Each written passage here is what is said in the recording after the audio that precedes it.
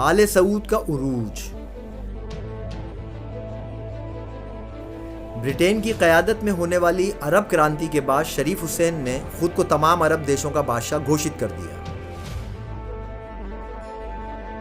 लेकिन बरतानवियों के पास उसको लेकर कुछ और मंसूबे थे, जिसके मुताबिक हिजाज के ज्यादातर इलाकों पर उसका नियंत्रण होना शामिल नहीं था।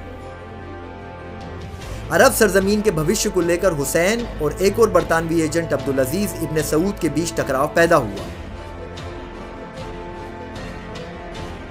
अब्दुल अजीज इब्ने सऊद, जो कि अरब के केंद्र में उभरती हुई ताकत था, नजद के इलाके पर कब्जा कर लिया, जिसकी राजधानी रियाद थी। ब्रिटेन ने प्रथम विश्व युद्ध के दौरान ही आले सऊद को पैसा और हथियार मुहैया कर दिए थे।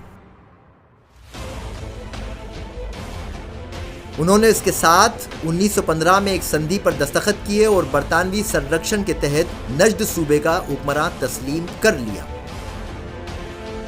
युद्ध के अंत तक उसे 5000 पाउंड प्रति माह बरतानवी आर्थिक सहायता मिल रही थी, जो हुसैन को खैरात में मिलने वाले 12000 पाउंड प्रति माह से काफी कम थी। कुछ ब्रिटिश अधिकारी युद्ध के दौरान इब्ने सऊद से अपनी रणनीतिक उम्मीद लगाते रहे थे। इस वक्त सभी इस्लामी देशों में तीव्र बेचैनी है, लिहाजा हमें अपने लिए एक ऐसा राज्य बनाना चाहिए जो हमारे लिए ज़्यादा आसान हो, जिस पर इस्लाम की तवज्जो को खींचा जा सके। हमारे पास अरब सरजमीन में एक मौका है।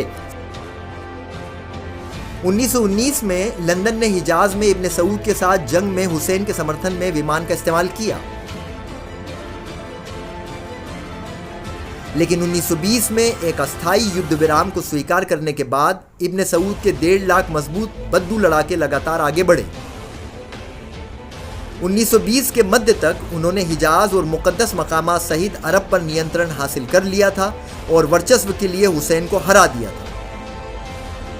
इब्ने सऊद ने कत्ले आम के नंगे नाच के जरिए सऊदी अरब की स्थापना की, जिसे एक लेखक ने एक अय्याश और एक खून का प्यासा तानाशाह के रूप में बयान किया।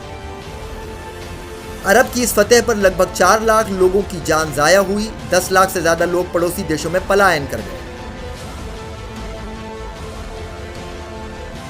बाद में सऊदी परिवार के खिलाफ कई बगावतें हुई, जिसमें ज्यादातर मासूम मर्द, औरतें और बच्चे मारे गए। 1920 के मध्य तक अरब के अधिकांश हिस्से को दबा दिया गया था। 40,000 लोगों को मौत की सजा दी गई और कुछ 3,50,000 लोगों के हाथ या पैर काट दिए गए। ब्रिटिश ने सऊदियों के नियंत्रण को मान्यता दे दी और 1922 तक उसकी सब्सिडी को 1 लाख पाउंड सालाना तक बढ़ा दिया गया।